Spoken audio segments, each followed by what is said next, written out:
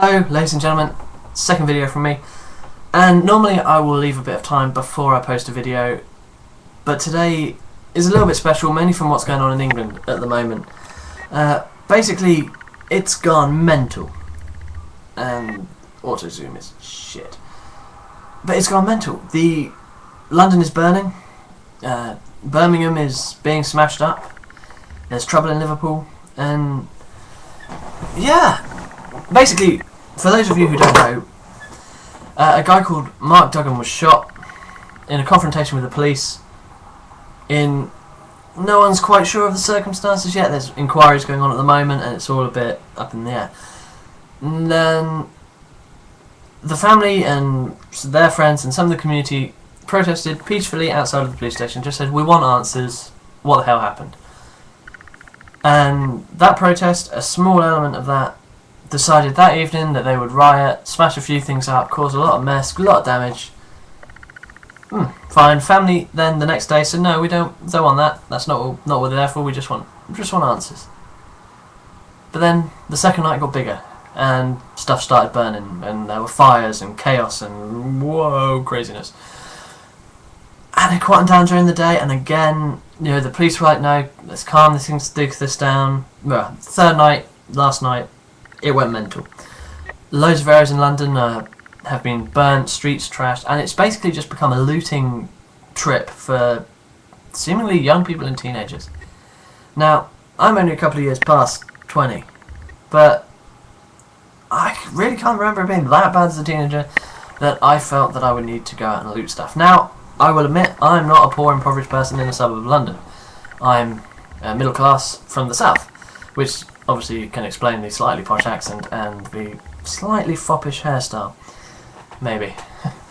But, yeah, it's gone mental. And I was quite worried for her today because my sister's in London. Managed to get hold of her after a couple of hours, and yeah, she's fine. There were a few people who got chased up the street by some police near where she lives, but the area's untouched. She's in a fairly nice area of London, so it's fairly safe. Phew. Crisis over. Apparently, but there's trouble kicking off already. It's probably going to be on for a fourth night. There are 16,000 police on the streets of London, and some of them have been flown in from other parts of the country to help deal with this. It's the largest single amount of police for a single operation in one city, I think, ever in British history. And you might be saying to yourself, well, you probably won't, but I'm going to be saying it, like, what are the government doing? Actually, not a lot. The government are all on holiday, because government only work 120 days a year or something like that, and to me, that's a bit off. I think government should be working pretty much. I can see, give them 2 weeks in the summer, give them 2 weeks at Christmas, fine. But they should be working after that. We pay them fuckloads of money, and they should be sorting shit out. But that's not my place to say, although registered voter, maybe it is my place. But yeah, they've come back. David Cameron was on holiday in France. Did he come back the first night when there was trouble? No. Did he come back the second night there was trouble? No. Did he come back after the third night? Yeah, we'll give him a bit of credit. It only took him 3 days to realise that actually the country needed a Prime Minister. The Deputy Prime Minister is also back on the third night. Now, you may be asking the question I asked, which was, Nick Clegg, what the fuck are you doing? You're the Deputy Prime Minister. If the other one fucks off, it's you in charge. But they're all incompetent and slightly corrupt anyway. And that was a really weird face to pull. I apologise if that was slightly disturbing. Yeah, anyway, it's going to be gone for a fourth night, and basically people are saying the army should get involved and police should be firing batons, yeah, whatever, rubber bullets, tear gas, I think that's going too far. Maybe bring out the water cannons and hose the bastards down, fine. But I don't agree with starting shooting kids, because most of them are underage, and that if a cop accidentally kills a kid with a rubber bullet, the whole world's going to fucking explode.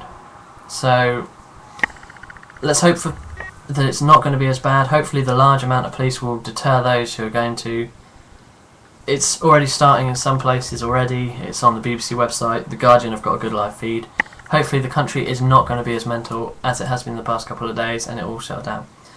But hopefully the next video I do will be a bit pleasant and a bit less whoa news. We'll see. Anyway, thank you for listening. Again, Thank you for subscribing. Comment if you want to. And I will see you probably next week. But if you're lucky, I may post on Friday. We shall see what happens. What's that? I have no schedule. And I'm rambling. Farewell.